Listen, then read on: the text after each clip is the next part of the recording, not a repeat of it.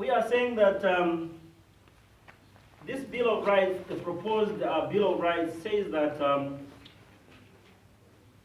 yes, you have the rights, I have the rights, but these rights, they are subject to limitations and also restrictions.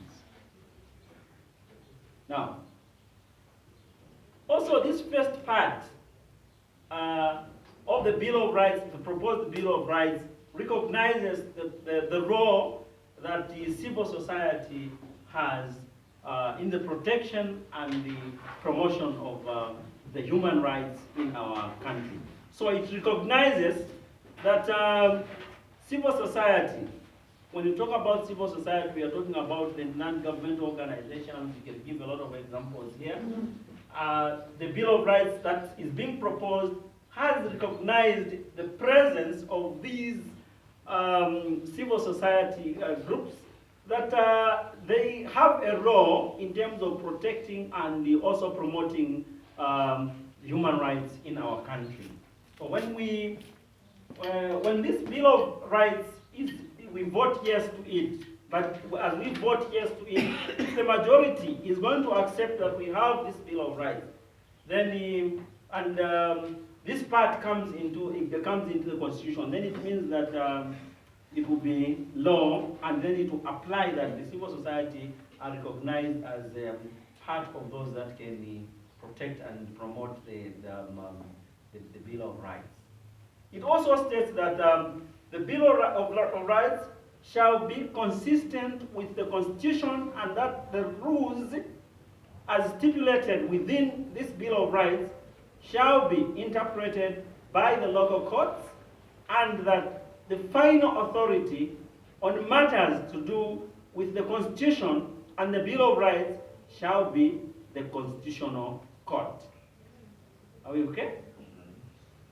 That is what is stated in the first part of the proposed Bill of Rights. Part 1. It has 11, 12, 13, 11, 12 up to 13. That is what is there. Then we have part 2. Part 2. Part 2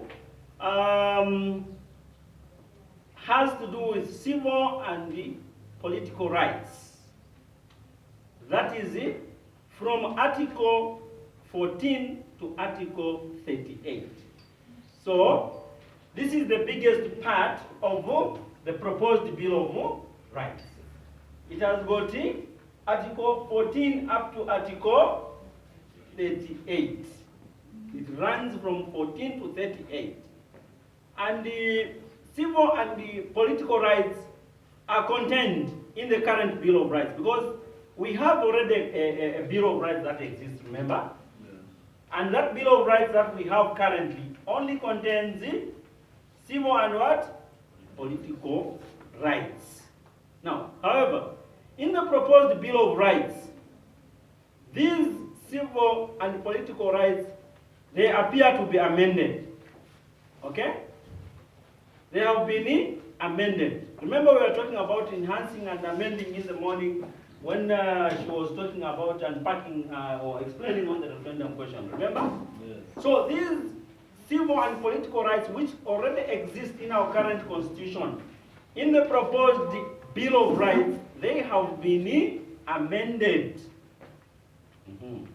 And as I said earlier, this is the largest part of the proposed Bill of Rights. So, these rights that have been brought in through the same amendment in the proposed Bill of Rights, these are a class of rights that protect the infringement of rights of an individual. Are you together? Yes. That's what have been brought. These are a class of rights that protect individuals' freedom from infringement by either government, social organizations, or other individuals.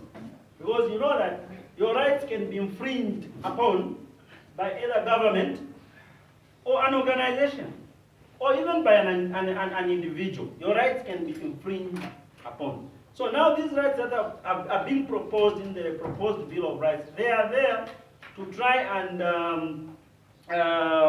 protect such kind of infringements that occur or that may occur. Now, these are the ones that protect your rights from being infringed, as I already said. My rights that I have, how can they be protected from infringement? So these are the proposals that have been brought in this proposed Bill of Rights.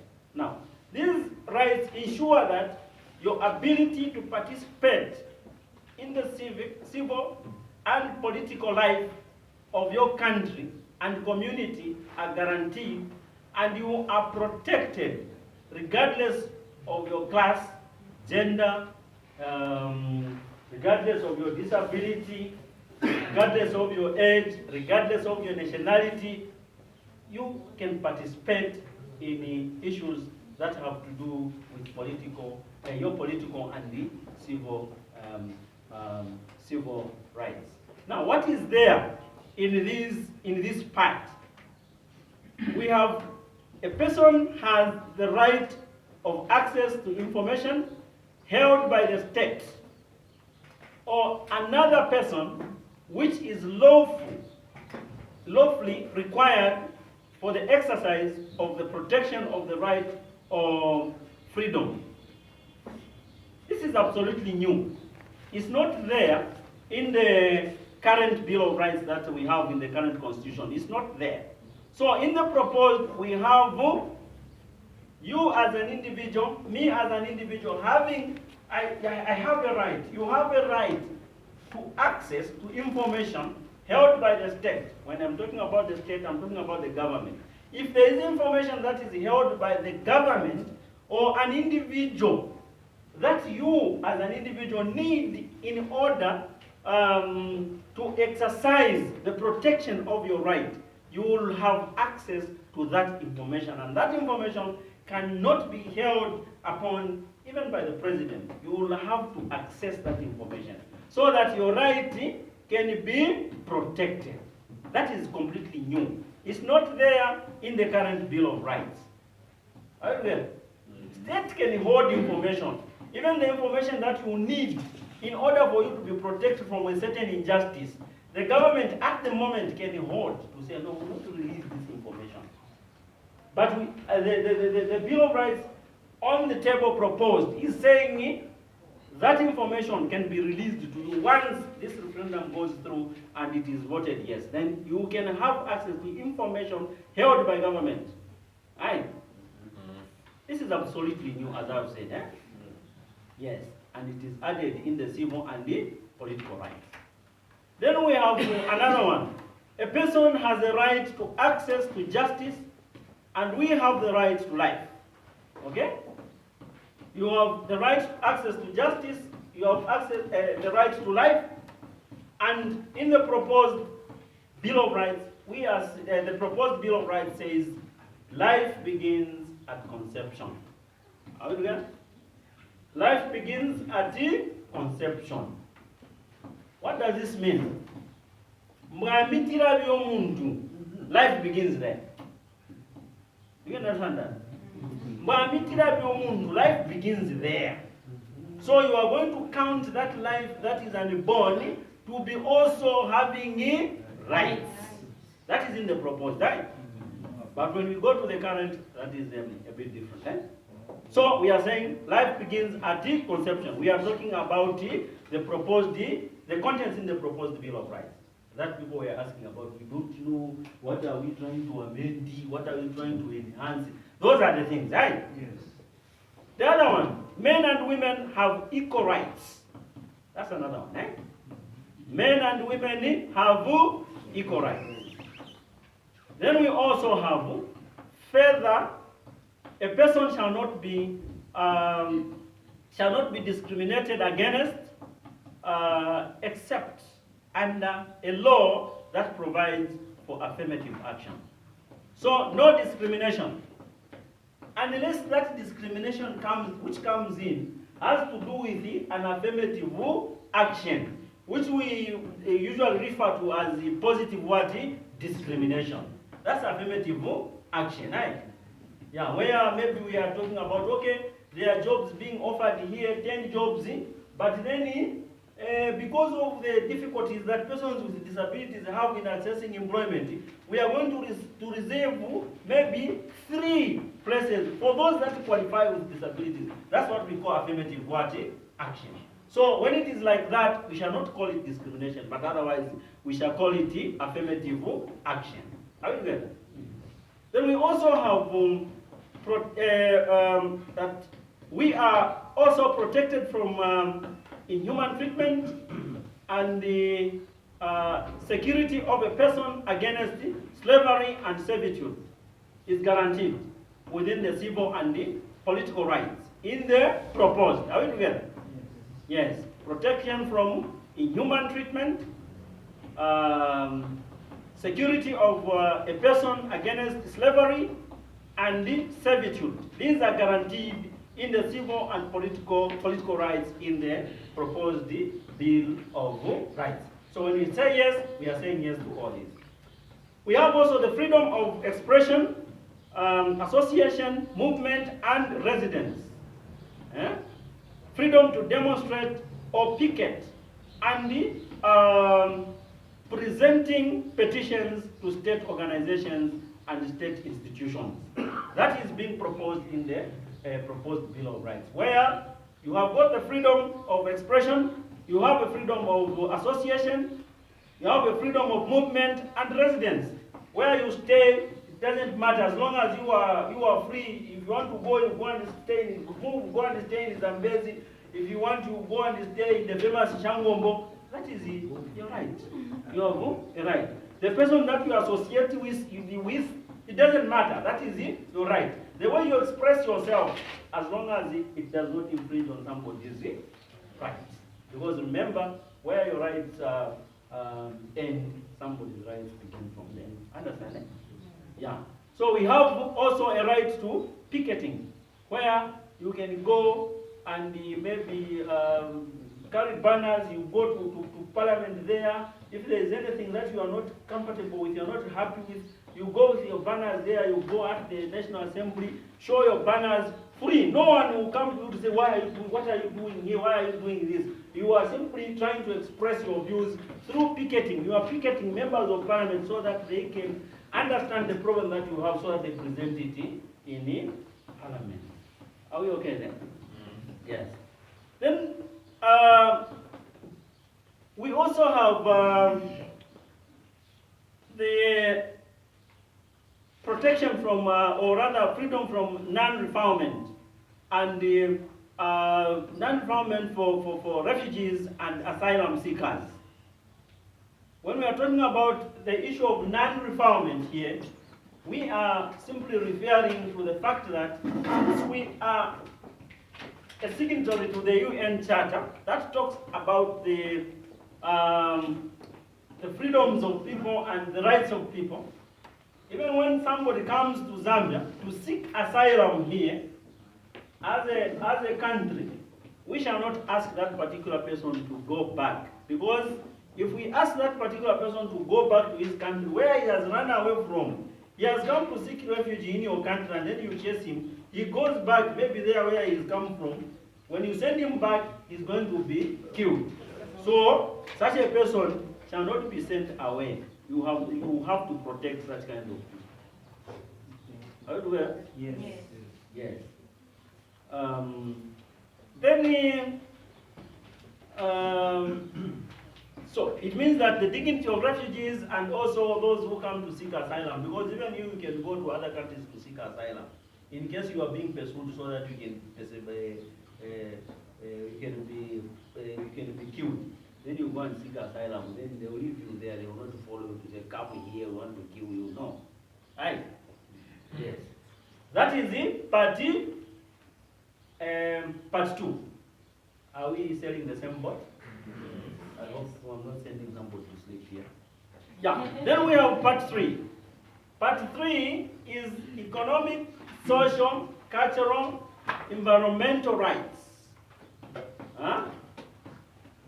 economic, social, cultural, and environmental rights. These are contained in Articles 39 up to 45.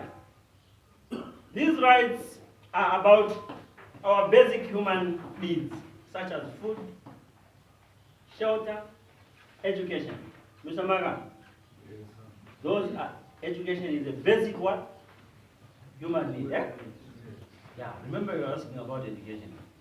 It's under a certain right, right? It falls under economic, social, cultural, and environmental rights. These are basic needs that you need to have as a human being. Food, shelter, education, healthcare, and work. That is being proposed, right? That you as a human being, you must have food. You must have shelter.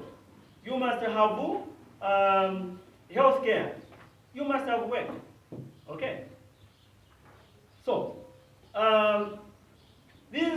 they guarantee that every a person should be accorded to conditions under which they are able to meet their needs as human beings. Are you together? No.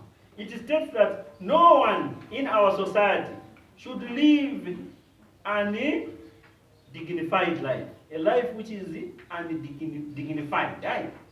Right? Where you are lacking, you are in poverty. That is not acceptable according to the proposed Bill of Rights. Now the contents, examples of those. We have the right to health care. We have the right to clean, safe water and decent sanitation. We should note that this will be part of the laws, right? If it is voted for, then it means that these rights are going to be justiciable, meaning that you can take the state to court if you are not satisfied about something. If your right has been infringed upon, you can take the government to court, because they will then be justiciable, not as it stands now. At this particular time, you cannot take government anywhere, even if you are not provided for shelter, with education. You can't take government anywhere, because that is not a right after all. Then we have the right to employment and fair labor practices. The right to social protection and education. We have the right to enjoy our cultural practices and to speak a language of your choice. If you are Rubara, you practice Makishi, you have the right. No one will stop you to say, no, stop wearing Jinyawi in town. That is your right. It is your right. The language which you feel like using, it is your right, according to the proposed Bill of Rights. Then we also have the right to safe, clean, and healthy environment. Safe, clean, and healthy environment. We have the right to emergency medical treatment. Not where, in the current situation, we only see the power that be when there's an issue, they are flown to South Africa. But in the proposed, we are saying that it's saying that we have the right to emergency medical treatment. Right? As long as you are a Zambian, you are a citizen, you will have that right. If there's something that is urgent, you must be treated. It requires that you go to Morningside Clinic in South Africa, you'll be flown there. Then we have the right to compensation for loss or defect in goods and services, and you also have the right to goods and services of acceptable standard, not gonga things, right? Yeah. That is it in the proposed, right? Yes. Yes.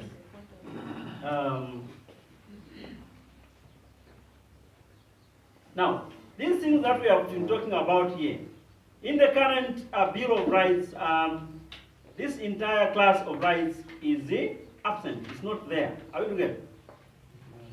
Therefore, it means that if this Bill of Rights is voted yes, then we will have all these in there. Right? If it is voted no, then we will have will go on with the status quo, meaning that we will go on with what is happening currently and what is there in the Bill of Rights. We will maintain what we have. Are you together? Yes. Then we move on to part 4. Part 4 is on the further and special rights. Further and special rights. That's Articles 46 to 51. Further and special rights. Articles 46 to 51. Now, these rights are meant to protect the interests of other members of the society, women, children, youth, and persons with disabilities, like Mr. Mason. Yes. That's what these are meant for. To protect the, if I may use a terminology with apology, of course, weaker members of the society. Yeah, yes. We are talking about the disadvantaged ones. Okay, I think that is a better one, not weaker.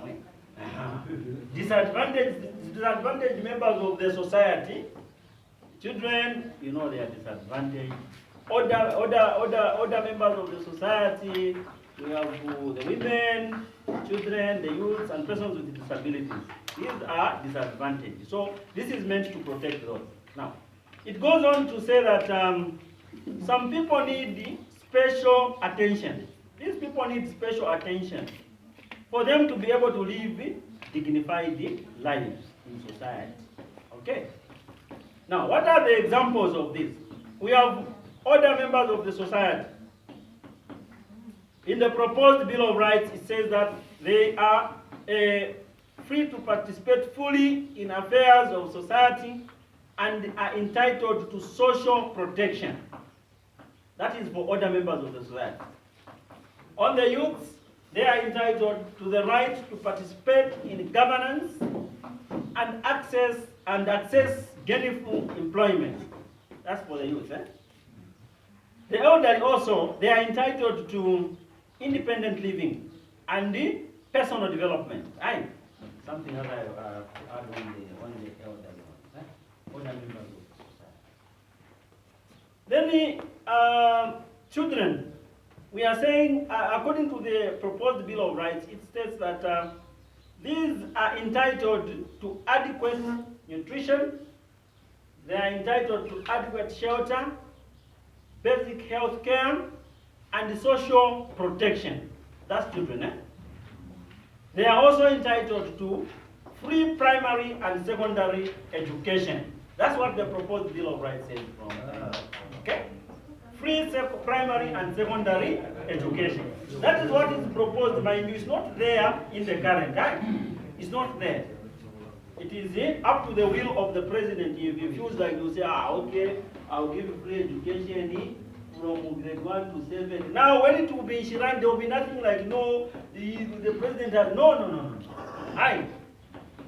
Then there is persons with disabilities. According to the proposed Bill of Rights, it says that persons with disabilities will have equal rights and they will also have equal opportunities in society. Persons with disabilities will have equal opportunities. Of course, I said equal opportunities here. They will also have opportunities to participate in cultural, political, economic, and social activities. Persons with disabilities will have will also have equal access to free, duty-free materials. Okay? Duty-free materials. If you want to import a car, you import it on a free basis. Right? Unlike the way it is this time. That one only advantages Mr. Siahuman. Yes.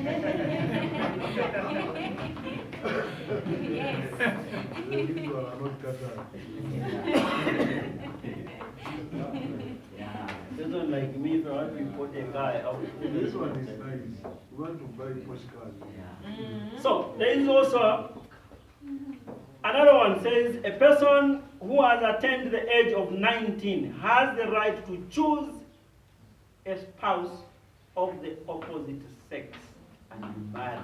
Are we listening to that one? Yes. Not same sex, opposite sex. As long as this young man is 19, this young woman is 19, has the right to marry a person of the opposite sex. So, no gay rights here. It further states that we are entitled to adequate maternal and paternal leave. Adequate maternal and paternal leave. What are we talking about here when we say maternal and paternal leave? Huh? What do we understand by that? Come again. You have the right to adequate maternal and paternal leave. Look after our children. Yeah, let him express what he is. Okay, myself, the paternal leave. When a baby is born, the father should be given time to at least the born one. Then even the parent, these working parents, we are talking about those who are working, they are given time to spend with maybe their daughters, maybe let's say 3 months without going for work. Yes, pride. Yes. Go ahead and say something. Not really, but I mean, you have clarified that the opposite. So Okay. the previous one was not specific. So maternal and paternal leave. If you bride, you are working, and then your wife gives birth today, then you are entitled to go on leave to look after the baby. Right? The wife. Yeah. Look after the Look baby after the and wife. take care of the wife for 3 months. 3 months you are on leave. So pride, if you are married to 10 women, you will be going on leave after leave.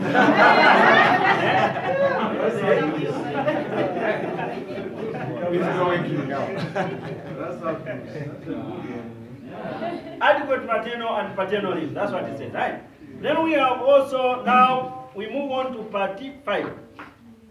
Party 5 talks about non-derogable rights and freedoms, limitations and the derogations. Very big words, right? Non-derogable.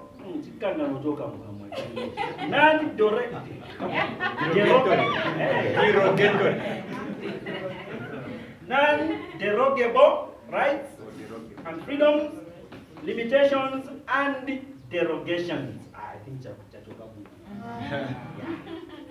Now, when we talk about the non-derogable rights, what are we saying here?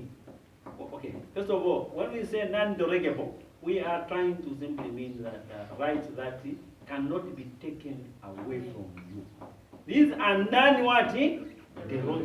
No matter what, such rights cannot be taken away from you. Under whatever circumstances, these cannot be taken away from you. Remember on top there, up there, we're talking about the limitations and the restrictions, right? But there are certain rights which are non-derogable. No matter what, they cannot be taken away. Derogation. We are talking about situations where a right has been taken away from somebody, right? Yes. Limitation simply means restrictions, right? Where you are restricted in certain circumstances, right? Now, this section is Article 52 to 56, right? 52, 53, 54, 55, up to 56, right? Now, what is there? It states that some rights that cannot be suspended. There are some rights that can be suspended briefly in order for a country to deal with a threat or an emergency. Okay? There are certain rights that can be taken away so that the state can be able to deal with an emergency or a threat, right? Yes. So, there is brief suspension of rights to deal with a problem that has arisen in the nation. And that is what is known as the derogation. Are we together? Brief suspension of certain rights so that the state can deal with a certain emergency. That is it, derogation. Aye. Now, the derogation of rights is very temporal. Aye. This should be temporal, and it must be lifted once the state of emergency is over. Aye. Once the state of emergency is over, this derogation is supposed to be lifted. Aye. Now, there are rights, certain rights that cannot be suspended, as already said, under any circumstance, even in a state of emergency. There are certain rights that can never be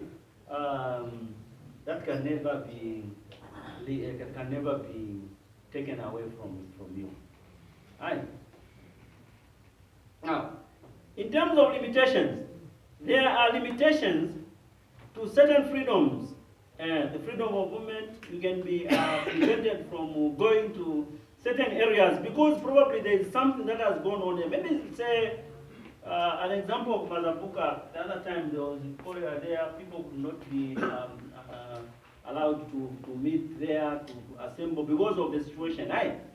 Yeah, so that is a limitation. Now, there are rights that cannot be taken away from you, like the freedom of conscience. What you are thinking, who can take it away from you? Eh? What you are thinking, even when you are thrown in jail, you still continue thinking that way, right? No one can take it away from you. That's the right to conscience. Huh? No one. Right? The right to religion, no one can take it away from you. No one can force you to be a Muslim when you are a Christian. Nothing. Right? It can never happen. Right? Yes. Also, you have the right to fair trial. This one, no one can take it away from you. According to the proposed Bill of Rights, that's what we are saying here, mind you. We should always keep reference to the fact that what we are stating here is in the proposed. Right? Yes. We are talking about having a right to fair trial. Huh? Yes. Fair trial where you have a say on a matter, you are taken to court, you must be tried. Right? You have that right. Maybe just to add on what Mr. Muka is saying, the emphasis is on the proposed. So only if the referendum will pass, if majority vote yes, that's when we'll benefit from these things. But if it do not pass, then most of the things that is explaining as proposed, things will remain the same. Okay, are we clear with that? Yes. So we have also, this Bill of Rights also says that you cannot be detained, you cannot be put in custody, in detention, for more than 14